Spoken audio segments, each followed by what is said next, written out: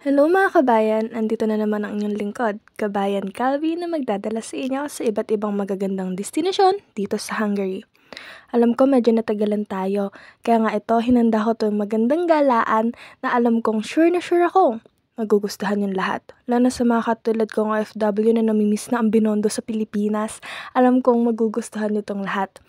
Pero bago ang lahat, para ma-notified kayo sa ating mga video, mga gala at destinasyon na ating mga pinupuntahan, huwag niyo kakalimutan na mag-like, mag-share, at mag-subscribe kayo dito sa ating YouTube channel. At sa araw na to, nandito tayo sa Chinatown Night Market Terrace.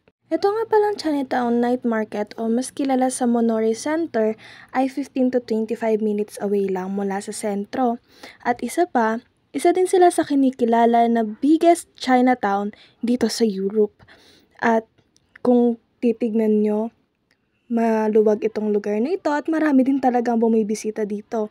Kaya ikaw kabayan, kung hindi ka pa nakakabisita dito at namimiss mo na ang pagkain sa Binondo, ang amoy sa Binondo, maganda tong puntahan. Sobrang suggest ko to sa inyo. Alam ko mostly sa inyo is nagulat dahil dito sa Hungary ay meron palang Chinatown Night Market dito. Isa din pala sa fact na gusto kong i-share sa inyo ay every year ay may ginagawang ito kung saan itong binisita natin dito ngayon ay ang ginagawa nila from every year ng May to August ay nag-host sila ng so-called night market kung saan makakakita ka ng maraming Chinese restaurants na nagsiserve ng mga foods. Katulad ng mga nakikita nyo, drinks na alam ko namang magugustuhan nyo dahil kahit sa Pilipinas ay sobrang usong-uso yung mga milk tea. And also, yung mga dim sum na alam kong marami sa inyo ang gustong makatry.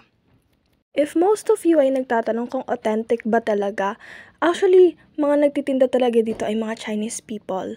Kasi yung karamihan sa kanila ay mga immigrants from China, then lumipat sila dito and dito sila nagtayo ng mga restaurants nila na sure na patok naman sa lahat ng tao na nandito ngayon.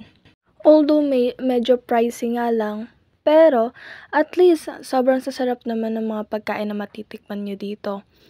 And once na visit nyo to, alam kong hahanap-hanapin nyo. At alam ko, mostly sa inyo ay sobrang nagtataka na kung magkano ba yung mga pagkain nila dito. Don't worry, later on, ipa-flash natin dito sa video natin yung mga menu nila and also yung mga price lists nila.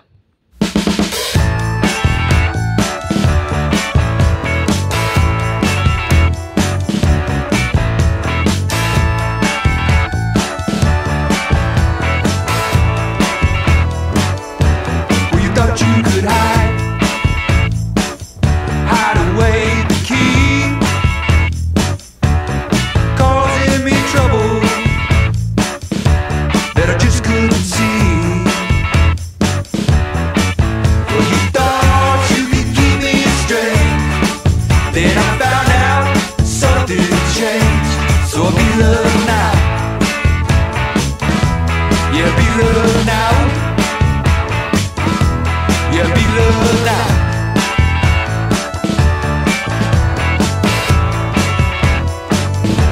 Well, you thought you could run, outrun the mess.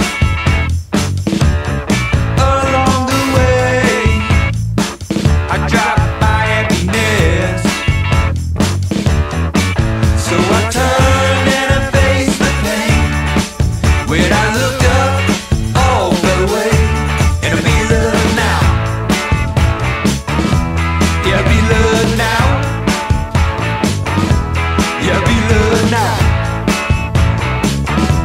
Yeah, be love. You thought you could pin me, crying on a cell block floor. But I got up and got out.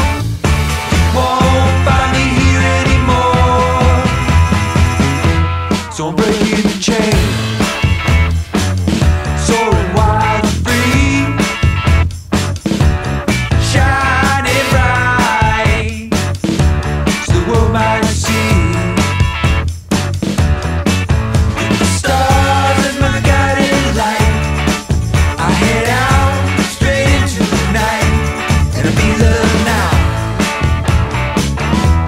Yeah, be love now. Yeah, be love. now.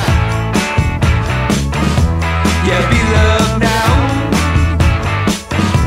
Yeah, be love now.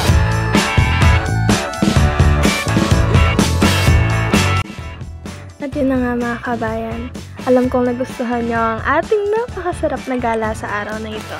At kung may gusto pa kayong mapuntahan, huwag nyo munang kakalimutan na mag-like, share, subscribe para maging notified kayo sa ating YouTube channel at i-comment nyo lang ang mga gusto nyo pang puntahan, galaan, or mga may gusto kayong isuggest na lugar.